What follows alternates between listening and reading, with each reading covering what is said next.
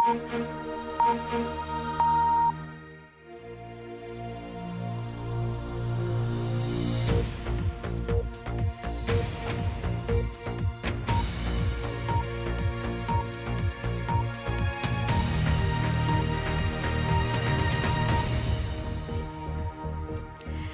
اردو کے پروگرام سیربین میں خوش آمدید. ہمارے لندن اسٹوڈیو سے میں ہوں عالیہ نازکی.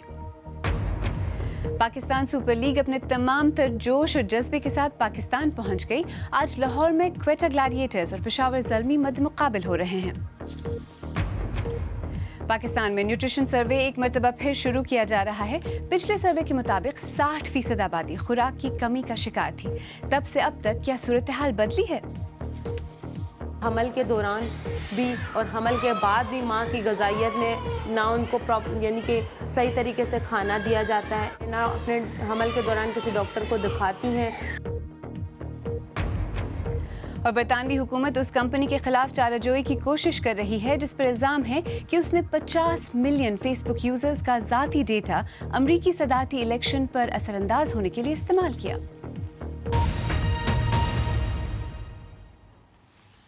پاکستان سپر لیگ ایک مرتبہ پھر پاکستان پہنچی ہے، جہاں آج پہلے ایلیمنیٹر میں پشاور زلمی اور کوئٹہ گلیڈیٹرز مد مقابل ہوں گے. جیتنے والے کا مقابلہ دوسرے ایلیمنیٹر میں کراچی کنگز سے ہوگا. دونوں ایلیمنیٹر لاہور جبکہ فائنل کراچی میں کھیلا جائے گا، جس میں اسلام آباد یونائٹڈ کی ٹیم پہلے ہی پہنچ چکی ہے.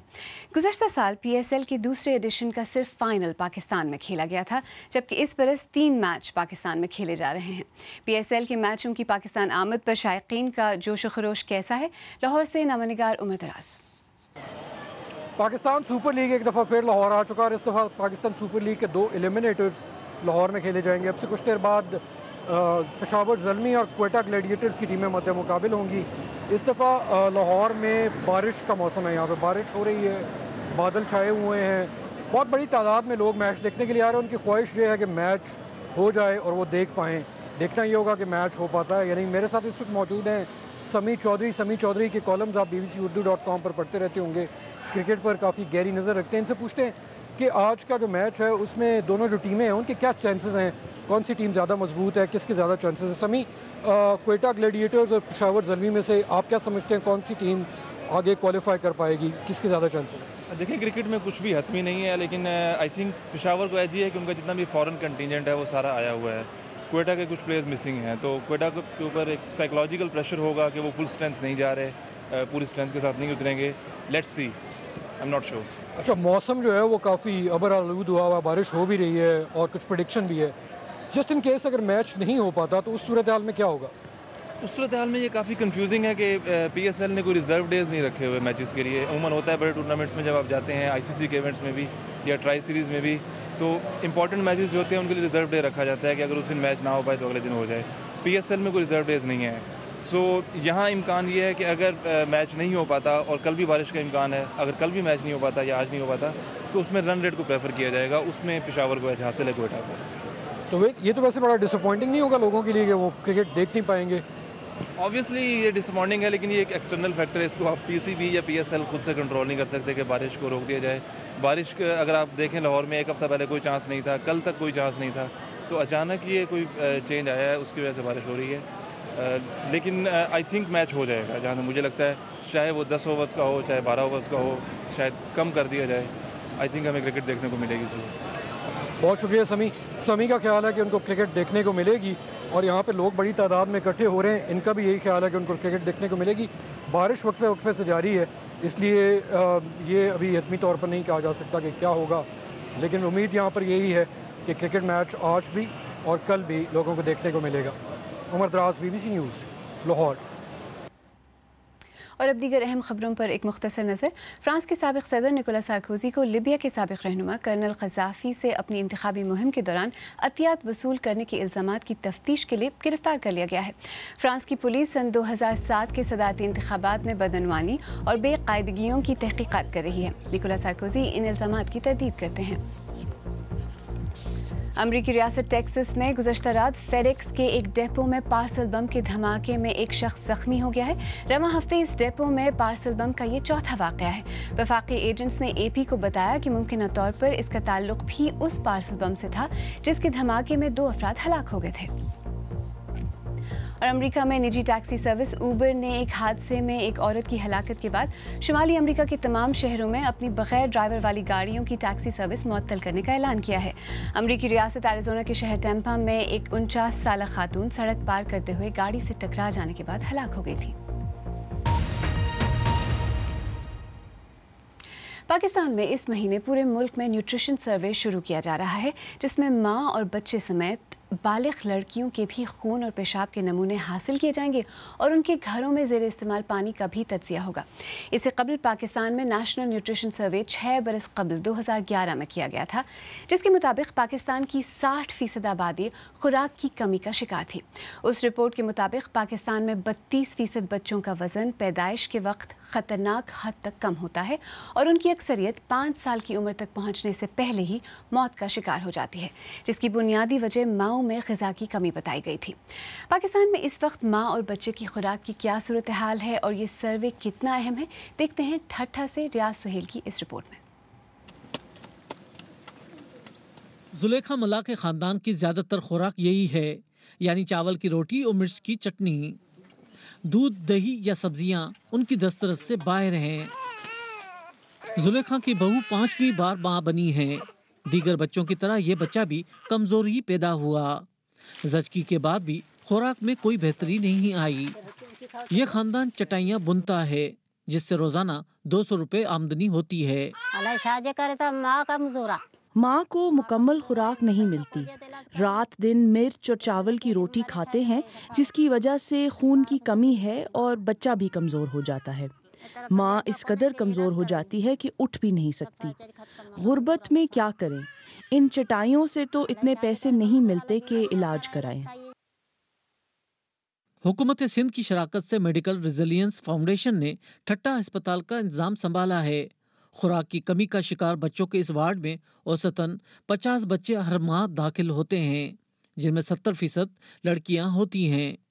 پوری پریگننسی کے دوران یعنی کہ حمل کے دوران بھی اور حمل کے بعد بھی ماں کی غذائیت میں نہ ان کو یعنی کہ صحیح طریقے سے کھانا دیا جاتا ہے، نہ اپنے حمل کے دوران کسی ڈاکٹر کو دکھاتی ہیں جس سے ان کو یعنی کہ طاقت کی دوائیاں سٹارٹ کی جا سکیں۔ یہ وہ مائیں اور بچے ہیں جو ہسپتال تک پہنچے، جن کے اعداد و شمار موجود ہیں، لیکن ٹھٹا ضلع سمیت پاکستان بھر میں ماں اور بچوں میں کس قدر خوراک کی کمی ہے، اس کے کوئی اعداد و شمار دستیاب نہیں۔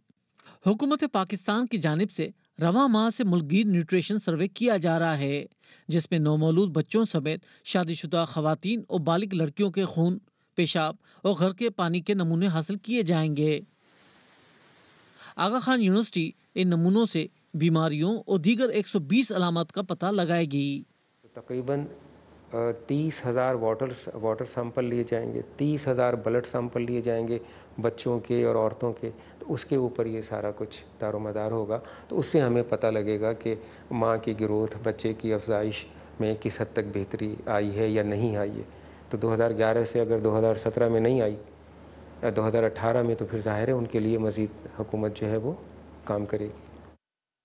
پاکستان کے بعض علاقوں میں پولیو ویکسین پر بھی مزاحمت موجود ہے۔ اس صورتحال میں خواتین کے خون اور پیشاب کے نمونے لینے پر کچھ قدر دشواری پیش آ سکتی ہے۔ ریاض سہیل، BBC نیوز، ٹھٹا۔ اور اسی بارے میں مزید بات کرنے کے لیے اس وقت اسلام آباد سے ہمارے ساتھ براہ راست موجود ہیں وفاقی وزارت صحت کے نیوٹریشن ڈپارٹمنٹ کے ڈائریکٹر ڈاکٹر بصیر اچکزئی۔ ڈاکٹر صاحب، سیربین میں خوش آمدید۔ پچھلے سروے میں جو بات سامنے آئی تھی وہ یہ کہ لوگ سیمپلز دینے میں، خاص طور پر جو بچیوں کے سیمپلز ہوتے ہیں وہ دینے میں وہ ہچکچاتے رہے۔ اس بارے میں کوئی آگہی کی کوشش کی گئی ہے تاکہ یہ جو سروے ہے اسے زیادہ سے زیادہ قابل اعتبار بنایا جا سکے؟ میرے خیال میں اس مرتبہ ہم نے کوشش یہ کی ہے کہ ایک تو جو پہلے جو 2011 کی جو سروے تھا وہ پروونشل اسپیسیفک تھا، اس مرتبہ ہم ڈسٹرکٹ لیول پہ جا رہے ہیں، یونین کونسل لیول پہ جا رہے ہیں، اور ہم نے صوبوں اور صوبائی حکومتوں کو ساتھ اس میں ان کو ایک پارٹنرشپ دی ہے کہ وہ ان تمام ایکٹیویٹیز کو جو فرم ہمارے لیے یہ سروے گھر گھر جا کر کے سروے کرے گا उस फर्म उस टीम के साथ अपने उनके लोगों के हेल्थ डिपार्टमेंट के। तो मुझे उम्मीद है जिस तरह हमारा एक कामयाब पोलियो कैंपेन चल रहा है या हमारे दिगर जो कैंपेन्स हैं उसमें lady health workers, lady health supervisor भी इसके साथ सपोर्ट करेगी। तो इस मरतबा ये उम्मीद की जा सकती है कि लोग सैंपल देने में कोई हिचकिचाहट महसूस नहीं करेंगे और हम अपने मकासद में कामयाब हो जाएंगे कि ज़्यादा से ज़्यादा अपनी पॉपुलेशन का ब्लड सैंपल और यूरिन सैंपल कलेक्ट करके उनके न्यूट्रिशन का अंदाज़ा लगाए। ठीक है। अच्छा डॉक्टर साहब, हम ग़िज़ाई क़िल्लत की बात करते हैं, लेकिन असल सवाल शायद ये है कि एक आम गरीब ख़ानदान, क्या वो एक बैलेंस डाइट या मुतवाज़न डाइट या ग़िज़ा उनके लिए मुमकिन भी है वो खाना? मुमकिन है। कुछ हमारे यहाँ रवैयों में थोड़ी सी रवैयों का भी अमल दखल है। मिसाल के तौर पे मैं सिर्फ यहाँ से शुरू करूँगा कि अगर हमारी माँ अपने बच्चे को अपना सिर्फ़ और सिर्फ अपना दूध पिलाएं और 6 महीने तक उसको पानी का एक कतरा भी ना पिलाएं और फिर 2 साल तक अपने घर का जो भी खुराक उसको अवेलेबल है घर में वो अगर उस बच्चे को दें तो उस बच्चे की सेहत ये गारंटी से कहा जा सकता है कि वो सेहत अच्छी रहेगी। लेकिन मसला यहाँ ये है कि हम एक इस्तिलाह इस्तेमाल करते हैं। मसला ये भी है कि उस माँ को खुद ग़िज़ा नहीं मिलती, तो शायद वो दूध उस तरह से वो अपने बच्चे को पिला नहीं पाती कि वो बच्चे की उससे सेहत बने। लेकिन एक सवाल यहाँ ये भी है, लेकिन ये कि घर में जो अवेलेबल हो, घर में जो भी चीज़ उसको अवेलेबल हो, काफ़ी नहीं होता। मैं ये पूछना चाह रही थी कि पिछले सर्वे में एक टास्क फोर्स बनने की बात हुई थी, फूड इमरजेंसी नाफिज करने की बात हुई थी, उस बारे में कोई पेशरफ्त हुई? उसमें पेशरफ्त ये हुई कि हमने जो सबसे ज़्यादा जो पोर इलाके हैं जिस तरह बलूचिस्तान के कुछ अजला और सिंध के कुछ अजला, उसमें वर्ल्ड बैंक के मदद से हमने और बाकी वर्ल्ड फूड प्रोग्राम दूसरी बैन अवी जो इदारे हैं वहाँ पे अच्छा खासा हमने पेशरफ्त की है, अच्छी खासी पेशरफ्त की है। वहाँ पे प्रोजेक्ट्स लेकर गए हैं, तर तक हम पहुँच गए हैं, सजावल टटा बलूचिस्तान के बहुत सारे अजला में। तो ये उम्मीद की जा सकती है अगरचे डिज़ायर्ड जो चाहिए वो अभी तक वो एक्टिविटीज़ या इतनी फंडिंग नहीं हुई हैं, लेकिन हमारे सूबों के साथ कोऑर्डिनेशन इस सिलसिले में है। और ये जो अभी सर्वे की रिपोर्ट आएगी इंशाल्लाह 2018 अगस्त में, तो इससे हम ये उम्मीद करेंगे कि हम अपने पॉलिसी मेकर को कोई सही डेटा दे दें। इस्लामाबाद से डॉक्टर बसीरा चकसाई, हमसे बात करने का बहुत शुक्रिया। आप BBC उर्दू का प्रोग्राम सरबीन देख रहे हैं। प्रोग्राम में आगे चलकर देखिएगा फेसबुक पर लाखों लोगों की ज़ाती मालूमात को कैसे इस्तेमाल किया गया, और इंडिया के ज़ेर इंतज़ाम कश्मीर में स्कीइंग का शौक पूरा करने के लिए आने वाले सयाहों को किस खतरे का सामना है।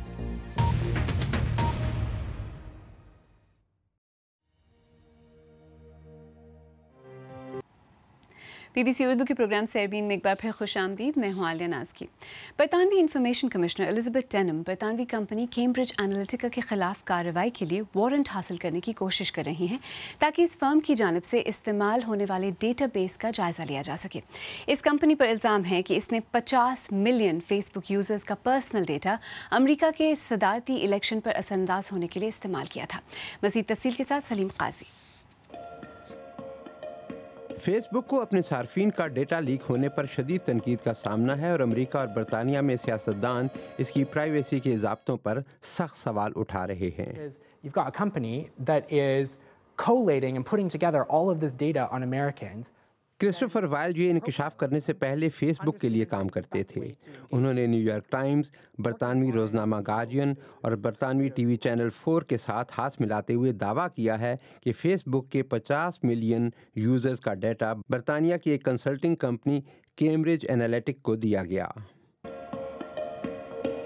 कंपनी ने किसी भी तरह के गलत काम से इनकार किया है। हमारी कंपनी के खिलाफ लगाए जाने वाले ज़्यादातर इल्ज़ामात पूरी तरह से बेबुनियाद और इंतहाई गैर मुनसिफाना हैं और हक़ाइक़ के मामूली जायज़े से ये इल्ज़ामात गलत साबित हो जाएंगे। बरतानवी इंफॉर्मेशन कमिश्नर अब कंपनी के सर्वर का जायजा लेना चाहती है ताकि ये मालूम किया जा सके कि वहाँ क्या डेटा है और इसका इस्तेमाल किस तरह किया जाता है। दरी इसनाफ फेसबुक के बहुत से यूजर्स को तशवीश हो गई है कि उनसे मुतल्लिक इत्तलात भी इस्तेमाल की जा रही हैं। कोई भी सिस्टम पूरी तरह से महफूज नहीं होता। हाँ, सिक्योरिटी के मसाइल को उजागर करने से इसे मजीद महफूज बनाया जा सकता है, लेकिन मुकम्मल तौर पर महफूज निज़ाम की जमानत नहीं दी जा सकती क्योंकि ऐसा मुमकिन ही नहीं है। न्यूयॉर्क टाइम्स का कहना है कि फेसबुक के chief information security officer Alex स्टेमोस मुलाजमत छोड़ रहे हैं और इसके बानी मार्क जुकरबर्ग पर भी दबाव है कि वो इस बात को आम करें कि फेसबुक पर लोगों का डेटा कितना महफूज है।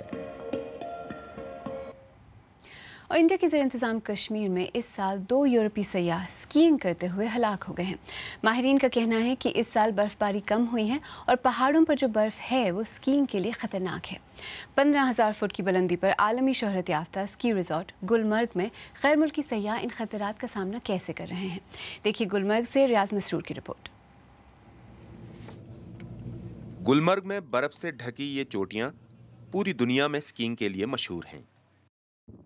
اس سال 2 سیاح برفانی طوفان کی زد میں آ کر ہلاک ہو گئے اور اس سال 2 ڈیتھ ہو گئے سو فار آج کے ڈیٹ تک۔ ایک 15 دسمبر کو ہوئی تھی، ایک 16 فیبروری کو ہو گئی۔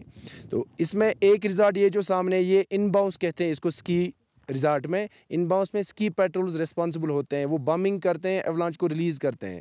جیسے ہم ابھی سامنے جا رہے ہیں اس کو بیک کنٹری کہتے ہیں۔ بیک کنٹری میں ہر ایک اسکیئر اپنا ذمہ دار ہوتا ہے یا اس کا گائیڈ اس گروپ کا ذمہ دار ہوتا ہے جو گائیڈ ان کے ساتھ میں ہوتا ہے۔